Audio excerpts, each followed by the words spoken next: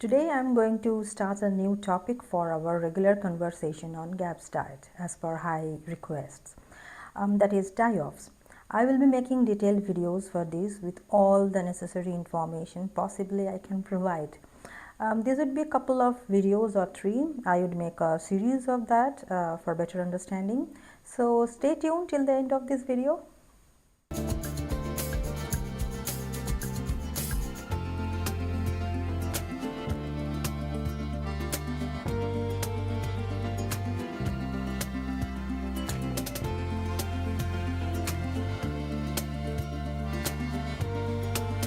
Hello lovely parents, this is your dietitian and CGP Pooja and welcome back to my corner of the healing world. I just wanted to start this topic by talking about die-off versus food intolerances. Diagnosis is the first step to resolve any issues. Whether die-off or food intolerance, that is one of the most confusing things for people who are on the GAPS diet. Whether your kid is on the intro or the full GAPS diet, if you are keeping a food journal for your kid, that's really gonna be helpful.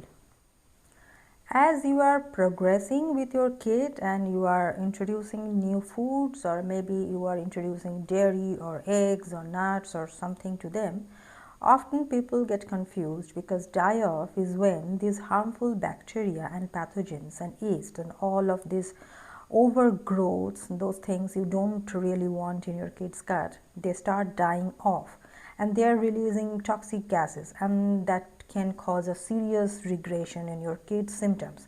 So if you have a child with autism that like banging their head against something and you do full GAPS and they are doing great till time they start healing, you are noticing way less of the symptoms, and then all of a sudden you introduce a food and they start banging their head again. You may be thinking, is that die-off? Because it could be die-off.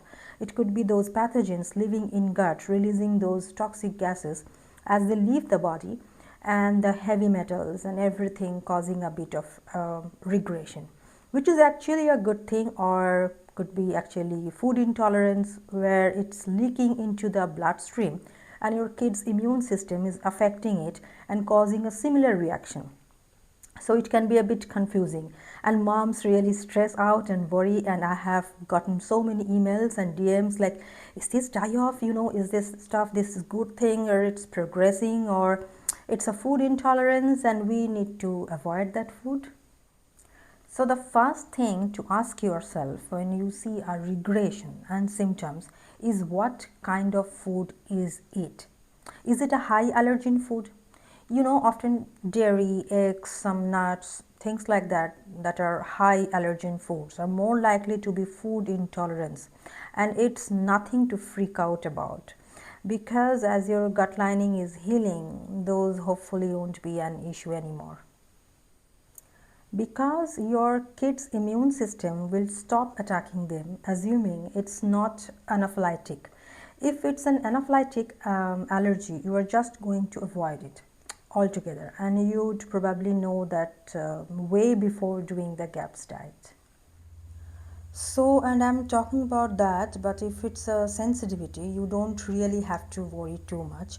You can just remove that food. Even if you don't remove it, the problem isn't necessarily that food, it's the gut lining that's not healed. So even if you get it wrong and it's you think it's a die-off, so you keep the food in, but it's actually a food intolerance, it's not gonna like damage your kid like crazy, because the goal is, as I said, is healing the gut line, and that will resolve it over time. It will just make the process a bit more annoying because you are going to be having some regression and some symptoms flare up, and things that you are trying to get rid of may get worse based on that food.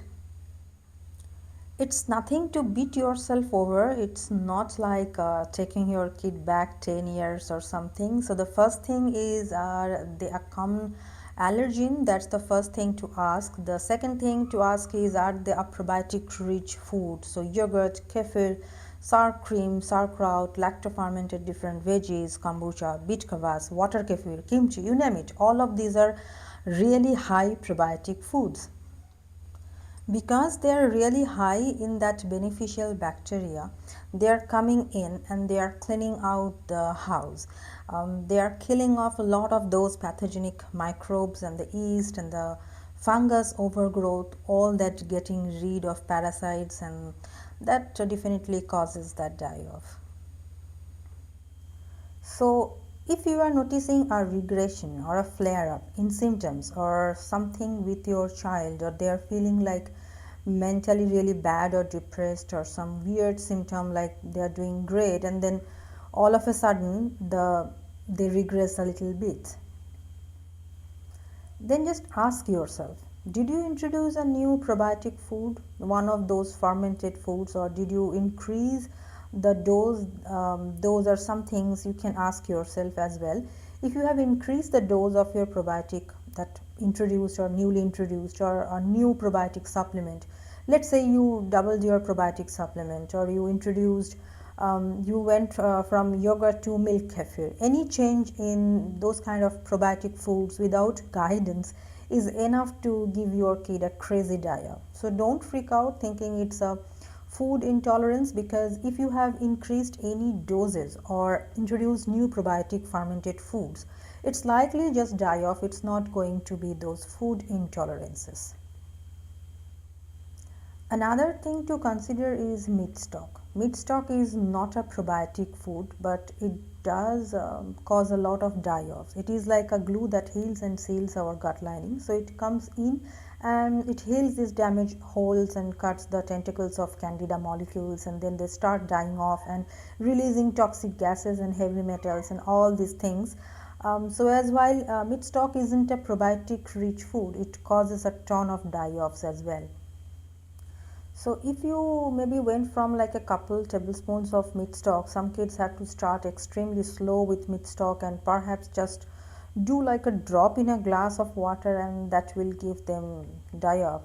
So if you have increased meat stock, or let's say you have gone from full gaps where the kid is having a couple cup of meat stock a day, to intro where now they are having a soup all day long and they are having like 6, 8, 10, I don't know how many cups of meat stock in soups in between as well, that also would probably indicate that it's die off and not a food sensitivity.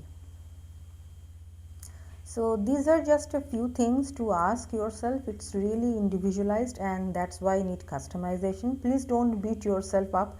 Pretty much everyone I know, including myself, that's on the GAPS diet has made a mistake, or probably 20 in regards of food intolerances or die-offs. They try to introduce something too fast and they beat themselves up for that. Especially if it's your kid, when you see regression, it's so hard to not beat yourself up and feel like you did a terrible job when you introduced a new food or supplement. You probably won't get it right for like a few times. You will probably make a few mistakes. You may introduce foods that they are not reacting well to, but like I said, the journey is healing and sealing the gut lining. It's the journey, it's not figuring out every single food sensitivity that they might have and removing those for the rest of their lives. So yeah, don't beat yourself up, be encouraged. We all make mistakes and it's all part of the learning curve. The good thing is you are doing the right thing. You are doing gaps. You are putting everything you can into healing your child or your loved one, or in the benefits are going to far exceed any mistakes that you may make. So yeah, those are the things to remember. Are the high allergen foods? Did you increase the probiotic or add a new probiotic, or did you increase meat stock? So if you can answer any of those, hopefully that will help you to kind of navigate and make your kids GAPS journey a bit more pleasant. So I hope that's really helpful, and yeah, over time hopefully we will see some of those food intolerances reversed, and some of those fermented foods be easier to be enjoyed without so much crazy die-offs. It's always changing, and I hope this was helpful, and we will talk more on resolving the issues, the how and what's, on our upcoming videos. If you like this video and did find it helpful, give it a thumbs up. That help other people find it. Consider sharing this video with anybody who you think might find it helpful, and if you are new to my channel, please hit that subscribe button. I make new videos every week on how beneficial GAPS diet could be for autistic kids with traditional nutritional health approach and easy, sustainable, healthy living. Thanks so much for watching. See you next time. Bye.